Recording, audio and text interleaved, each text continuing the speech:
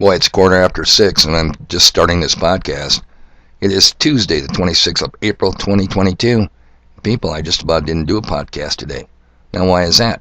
'Cause you were hungover from drinking too much yesterday, huh? No, not at all. You know how a drug addict overdoses? Yeah, they don't become too productive when they're OD categorized. Well, that was me. I got up at the usual time. All about getting stuff done, usual time. It was an information overload. I overdosed on information. Where do you want to go with this podcast? I mean, I've talked about a target-rich environment. This was a saturated target-rich environment. So there we go. Now, they credit or claim Einstein defined insanity as repeating the same negative action over and over again, expecting a positive, different result. So I'm insane? Yeah, you could make an argument. You could question my sanity by the mere fact I check the weather daily, and it's usually wrong.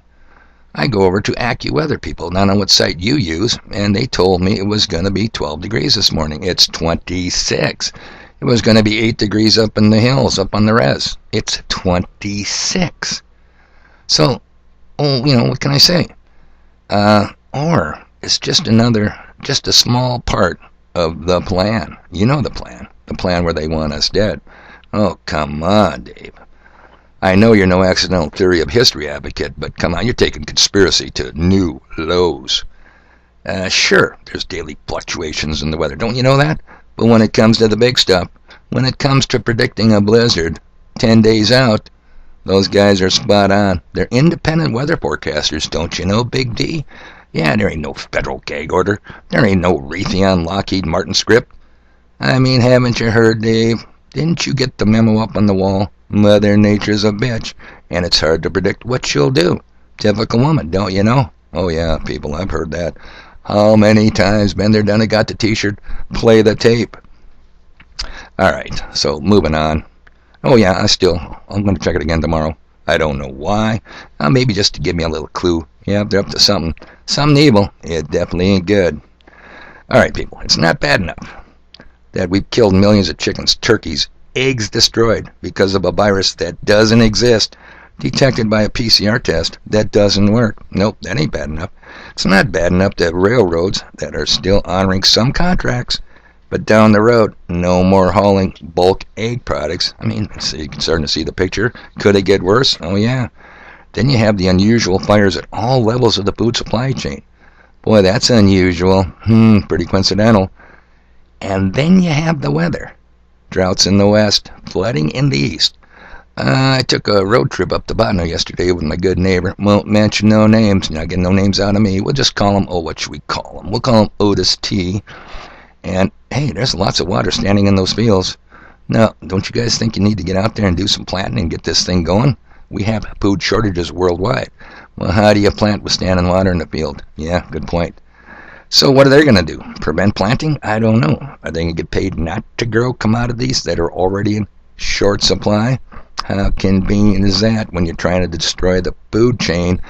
So, is there anything worse? Could it get worse? Well, you know what? Ice Age Farmer's up at it early. And yeah, it could. Here we go. The FBI is putting the ag industry on alert to watch out for cyber criminals. The agency warning that potential ransomware attacks could impact farmers and ag cooperatives during planting and harvesting seasons. Now, they say cyber actors may perceive cooperatives as lucrative targets with a willingness to pay due to the time-sensitive role they play in agricultural production.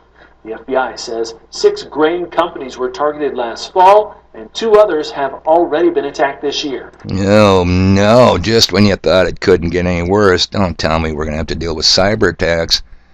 Oh, kind of sounds like cyber polygon. Oh, kind of sounds like Herr Klaus Schwab himself. So remember, Kissinger, he said it a long time back in the 70s, control the oil, control the nation. Control the food, control the people. And don't forget about our good friend, now deceased, Zygmunt Brzezinski. Yeah, Mika's daddy, Mika from the Morning Joe, Where's Waldo show on MSLSD. He was a mover and shaker right up to his death. Didn't matter, right or left, Republican or Democrat. He was in there. So, 2 wings of the same bird, people wake up or crying out loud. He said it used to be easier to control 1 million people. Today it's easier to kill 1 million people than try to control them. Wow. That's the truth, though. They need us dead. Don't forget about Harari. Remember? Klaus, Herr Schwab's right-hand man. What are we going to do with the surplus people? Yeah, the useless eaters. That's us. All right. Now they say, the experts, the eggheads, the intellectuals, that when a person gets the bad news from his doctor, they're told he's going to die. Hey, buddy, test results just came in. It don't look good. You got it bad. It's at stage 4. And the prognosis is even worse. Nothing we can do for you. Nothing at all. You might just well go home. Break your dinner plate, I tell you, because you're not going to be needed any longer. And make peace in your final plans. Now, they say that the patient who hears that goes through 5 stages of death. First, it's denial.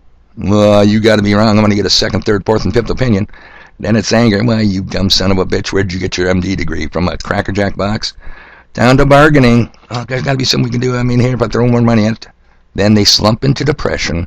And finally, people, acceptance. Okay, I guess I'm going. Might as well make the best of the few days I have remaining. I've got subs in all 5 of those categories. And what I'm trying to say is, we got to get you out of the first 4 and get you into the final level of death. Final stage. And that is acceptance. Because is the death of a nation, a country, any different than the death of an individual human? People, you guys are in that 5 stages. You're in denial, you're in anger, you're in bargaining, you're in depression. You got to get to the acceptance level. It'll all make so much more sense to you. And I'm telling you, if there ever was a country that needed dying, it's got to be this one. You know the reasons I say that. Oh, what kind of scumbag patriot are you saying something like that about America the Beautiful? Pretty realistic one. If you want to call me a scumbag for it, I happen to read different sources than you. I read the Bible. I know what's coming. And I know there are things far more important than a fictitious paper fiction nation state. In the big picture, people, it really is a small thing. So get into the acceptance level. Accept the inevitable. We're in deep shit. And oh man, it's 22 minutes after 6. I got piles of stuff to do.